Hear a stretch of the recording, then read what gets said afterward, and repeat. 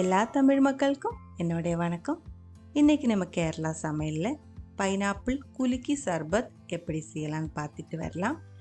Lemon குலுக்கி சர்பத்தோட recipe நம்ம upload பண்ணியிருந்தேன்.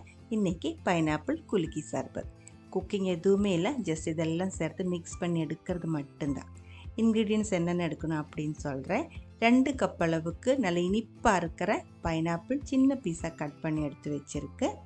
2 நீளமாக இருக்கிற பச்சை மிளகாய், ரொம்ப அதிகமாக காரமாக இருக்கிறது எடுக்கக்கூடாது, மீடியம் காரமாக இருக்கிற நீளமாக இருக்கிற பச்சை மிளகாய் 2, மீடியம் சைஸில் இருக்கிற 2 எலுமிச்சம்பழம், கொஞ்சம் புதினா, சப்ஜா சீட்ஸ் அது ஊற வச்சது 2 டேபிள் ஸ்பூன் அளவுக்கு.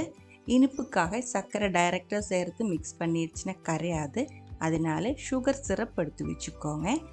பைனாப்பிளோட இனிப்பு பார்த்துட்டு அதுக்கு தகுந்த மாதிரி சுகர் சிரப் ஊற்றி மிக்ஸ் பண்ணி எடுத்துக்கலாம். கூடவே நமக்கு ஐஸ் க்யூப்ஸும் தேவைப்படுது. நம்ம எடுத்து வச்ச 2 கப்பு பைனாப்பிள் இருந்து 1 கப் அளவுக்கு ஃப்ரெஷ் ஜூஸ் நான் ரெடி பண்ணி எடுத்துருக்கு.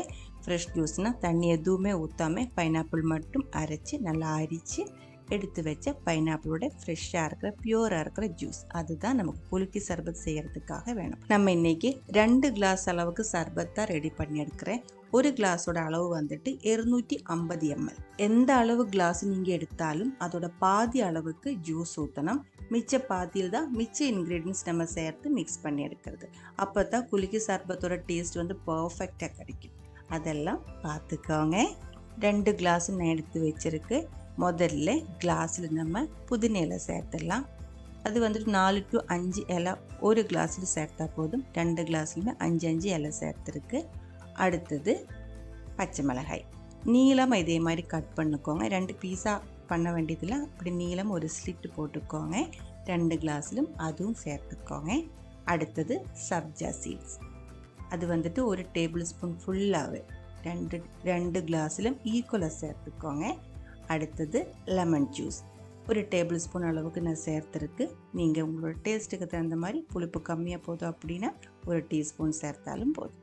அடுத்தது இனிப்புக்காக சுகர் சிரப், பைனாப்பிளோட இனிப்பு பார்த்துட்டு அதுக்கு தகுந்த மாதிரி ஊற்றிக்கோங்க. நான் இப்போ 1/4 கப் அளவுக்கு ஈச் கிளாஸ் ஒரு கிளாஸில் ஊற்றிருக்கு. நீங்கள் தேன் வேணாலும் ஊற்றிடலாம். சில பேர் குளுக்கோஸ் பவுடர் பொடி சேர்த்து மிக்ஸ் பண்ணுவாங்க. உங்களுக்கு எது பிடிச்சிருக்கோ அது பண்ணிக்கோங்க. ஐஸ் க்யூப் சேர்த்துக்கோங்க. அதுக்கப்புறம் பைனாப்பிள் ஜூஸ் ஊற்றிடலாம். ஃப்ரெஷ் ஜூஸ் 1/2 கப் அளவுக்கு இருக்குது. 1/2 கப்புனா அப்ராக்சிமேட்டாக 120 ml இருக்கும் என்னோடய கிளாஸோட அளவு. முன்னாடி சொல்லியிருந்தேன் 250 ml தான் என்னோடய கிளாஸோட அளவு, அதனால தான் பாதி அளவுக்கு ஜூஸ் ஊற்றிருக்கு. இதே மாதிரி எலும்பிச்சம்பழம் ரவுண்டாக ஸ்லைஸாக கட் பண்ணி ஃப்ரெஷ்ஷாக சேர்த்துக்கோங்க. மிச்சம் இருக்கிற இடத்துல ஃபுல்லாக ஐஸ் வாட்டர் ஊற்றிடலாம். ஃபுல்லாக ஊற்றிக்கோங்க.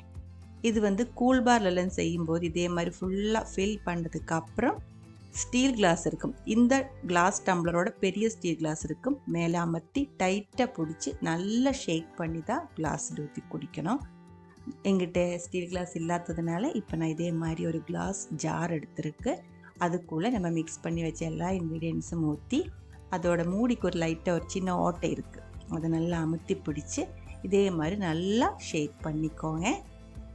இப்போ நம்ம அதில் சேர்த்துருக்கிற எல்லா இன்க்ரீடியன்ஸோடையும் டேஸ்ட்டு மனம் இதெல்லாம் பர்ஃபெக்டாக மிக்ஸாக இருக்கும். அதுக்கப்புறம் கிளாஸில் ஊற்றிடலாம். ரொம்ப நேரம் குலுக்கிட்டே இருக்க வேண்டியதில் ஒரு 10 to 15 செகண்ட் நல்லா குலுக்கினா போதும். அதுக்கப்புறம் நம்ம கிளாஸில் ஊற்றி குடிச்சிக்கலாம். நம்ம இதில் ஆட் பண்ணியிருக்கிற பச்சை மிளகாய், அப்புறம் எலும்பிச்சம்பழம், பைனாப்பிள், அதோட எல்லாம் டேஸ்ட்டு ஈக்குவலாக பேலன்ஸ் ஆகும். அதே மாதிரி பச்சை மிளகாயோட மனம், எலும்பிச்சம்பழத்தோட மனம், பைனாப்பிளோட மனம் இதெல்லாம் சேர்ந்தும் பர்ஃபெக்டாக மேட்ச் ஆகி கிடைக்கும்.